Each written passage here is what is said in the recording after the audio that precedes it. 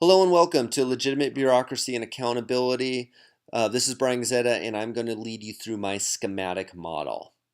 To start off with, the purpose of this model, the purpose of this schematic model is to create a navigational tool which will guide one to improve organizational management. And this can be achieved by blending course text, dissertations, classic readings, theories, Morgan's metaphors, the pillars of public administration, with a Christian connection to create a tool that is both practical and functional. Before one can use this schematic, there's some skills that are necessary. And these skills, I broke down to these three different skills. The first of which is that one needs to be capable of understanding the impact of accountability on public sector actors, including administrative and elected representatives. One needs to be able to understand politics' role in bureaucracy and political impact on administrative actors in public organizations. And one needs to be able to analyze and evaluate communication cross-cultural dynamics in a public setting. And once you have that foundation of these skill sets, I believe that you're able to then move forward, and I've labeled that this is my schematic, and I've labeled this the pathway to achieve understanding, and that understanding is of the legitimate bureaucracy.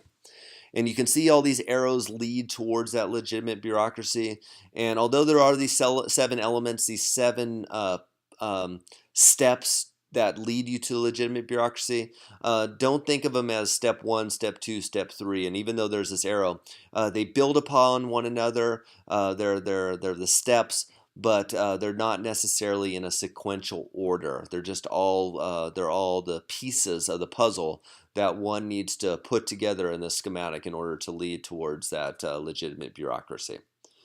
So during this, I'm going to break down each one of these and go into a little bit of explanation on each of these seven portions that we're going to need in order to build our pathway. So the first step in our path is our course text, and these should be very familiar with us. These are these four texts that we became accustomed to throughout this course that built our foundation, if it were, of the legitimate bureaucracy. The next portion is dissertations. And we all realize that the major emphasis of this course was for us to be introduced to various dissertations, not only to see how different dissertations are put together, but all these dissertations had a common theme of legitimate bureaucracy. And though we were introduced to numerous dissertations, there were four dissertations that I have listed here that really stood out to me, that really built an additional foundation, or additional layer on my foundation of an understanding of the importance of a legitimate bureaucracy, maybe the components of a legitimate bureaucracy.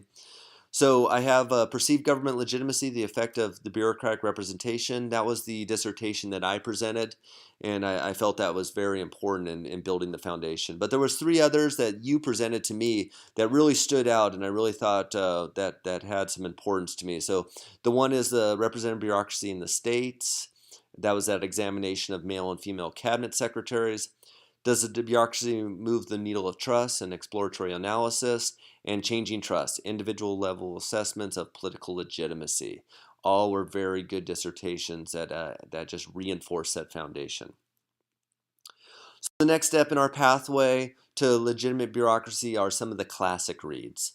And for this, I listed four of the classic reads that go beyond our course texts. A lot of these books and these authors will be very familiar to us because we've seen them and we've referenced them and we've studied them in the past. So we have Waldo and the Administrative State, one of our foundation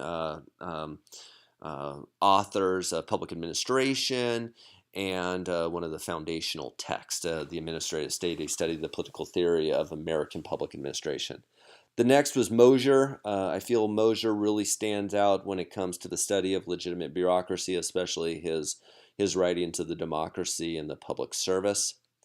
Lindbaum, the policymaking process. To me, the policy or policymaking is the end product of any bureaucracy, and Lindbaum and his explanation of the policymaking process really explains the importance of a legitimate bureaucracy with the product that they produce for the public. And then with war, the run to run a constitution, the legitimacy of the administrative state, just another writing that really emphasizes the importance of a legitimate bureaucracy. So the next step as we move forward are theories, and a lot of these theories, once again, are going to stand out to us as theories that we've seen in the past. So of the classic theories, the representative bureaucracy theory, anytime that we're going to be talking about a legitimate bureaucracy, this representative bureaucracy theory stands out. And we know that Kingsley and Krisloff and Mosier, they all built upon this theory, and we really saw this a lot. This was a common theme in many of our dissertations, that representative bureaucracy theory was the foundation of a lot of the lit reviews. So obviously, if we're going to talk about a legitimate bureaucracy, that was one of the theories that I needed to include.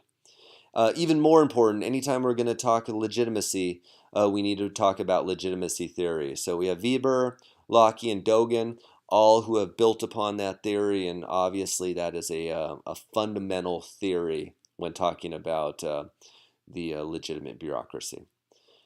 And then including anytime we're going to talk about a bureaucracy, we need to include the person that framed that word and brought that word to our attention. So we have Max Weber and his bureaucratic management theory, who like introduced to the world of public administration that concept of a bureaucracy.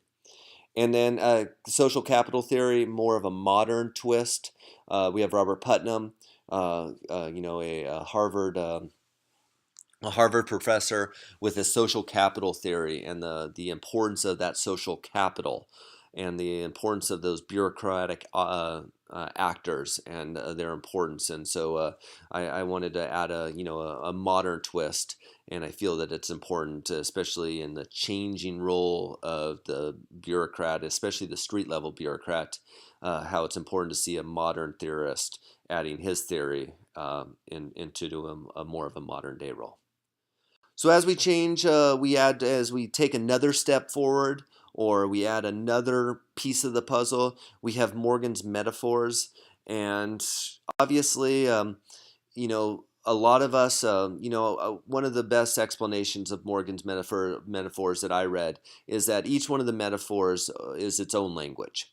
And each organization speaks all the languages, but many of us, we only speak one of the languages. So a lot of times, many of us, we only see an organization as a machine, or we only see an organization as an organism. And when we are able to realize that our organization speaks numerous languages, and that we are able to maybe speak numerous languages, we get a different perception of the organization. And that was what I really got out of Morgan's metaphors, is that although a lot of it's based upon the individual's perception of the organization, I found that there's these four metaphors that really stand out. At the simplest, we are a machine, and in Morgan's concept of a machine, if we're maybe thinking about real simple scientific management theory, we as a bureaucracy, we need to produce a product, and it's an efficiency and it's a systematic approach. So yes, our organization is a machine, but we also can add that organism, that we are a living being, and that there's a lot of factors that benefit or that contribute to the health of the organization, and that we need to feed the organization. We need to focus on the health of the organization if we want the organization to be healthy. So I understand the concept of the organization as a machine or of an organism.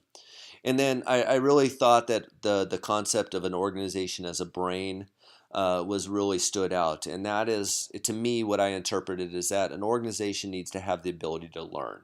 A brain is in our body for us to be able to learn. I think that's what Morgan was really focusing on, is that a organization has to have the ability to adapt to changes and to move forward. And if we think about a legitimate bureaucracy, that's an evolving field. That's a fluid concept, and our organization needs to be fluid as well, and to be able to identify those changes and to learn from it and move on. So our organization as a brain, and then an organization as a culture. And I think that's one of the more self-explanatory metaphors that a lot of us understood. That there's a lot of culture and a lot of diversity and a lot of things that are put together. A lot of very different personalities, attitudes that we blend together in an organization for achievement. So these are the four metaphors that really stood out to me. And if I were at some point able to speak these four languages and to look at an organization with these four languages, I think you kind of get a much grander appreciation or understanding. So that's what I got out of Morgan's metaphors, and that next step to forward. Excuse me. And for me, these pillars of public administration that stand out is obviously when we talk about legitimate bureaucracy, the concept of legitimacy is going to come up. But when we think about a legitimate agency, to me, a lot of times there's these three other pillars that they're so unique and they're so related to one another that in order to be legitimate, we need to be accountable. We need to be accountable to the public that we serve. So obviously, a legitimate bureaucracy would also be an accountable bureaucracy. When we talk about legitimacy, we talk about that we're representing the public fairly, and that's where, in order to be legitimate, we need to be a representative bureaucracy. So we have a representation pillar, and then I think the blend of all this is that equity and fairness. That in a society, as a public figure, that equity and fairness is that scale that we balance everything on, and that we need to fall towards that side of equity and fairness. So in order to be legitimate, we need to be equitable and fair to everybody. So we can see that those pillars of public administration fit in there nicely as well. And then if we take all of that and then we look at it with a Christian perspective and we make that Christian connection, it's when I think we can pull those six above together with this Christian connection. And what I have here is this gets a little wordy, but um, I think a lot of what I'm trying to get at here is that even in the book, the Bible tells us that there's a role for government and that there's a role for the government official. And one is that the government bears a sword and carries out the earthly justice against wrongs. Moreover, that our subjection to political authority is not merely to avoid God's wrath, but also for the sakes we bear the sword of God's work, or we put His work forward. And we reference Romans 13:4 in that. And that all things exist under the sovereignty of God and serve not only the good of the people, but also God's ultimate purpose to bring glory to His name. And that God created the world with incredible diversity and beauty. That such variety in creation displays His power, creativity, and glory. And that similar glory can be seen in His diverse cultures, His language, and His governments. So that if we look at some of these readings and we kind of think about how there's a connection between the purpose for government and us assisting with God's mission and God's vision and God's focus, and we understand now that there's this level of diversity that God has blessed us with, and that diversity in itself is the varied thoughts in people's mind, the various cultures, the various languages, and our various governments. And we need to accept that, and we need to relish that, and we need to, try to shine in God's eyes with that and with His blessings. And if we take that Christian connection, that's where we are able to ultimately lead to our legitimate bureaucracy. So that's my schematic. You can see that the progression, we started with a purpose, we talked about a foundation, and then there's these puzzle pieces, these steps, this sequential order, if it were, these concepts that build one another and reinforce one another, all to meet or reach our ultimate goal. So I hope that you enjoyed this. I hope that it maybe put a couple thoughts into your head. But to me, and when I look back or reflect on this course, these are definitely the puzzle pieces that are needed in order to reach this final goal. So enjoy, and I look forward to to talking and hearing about your pathway as well.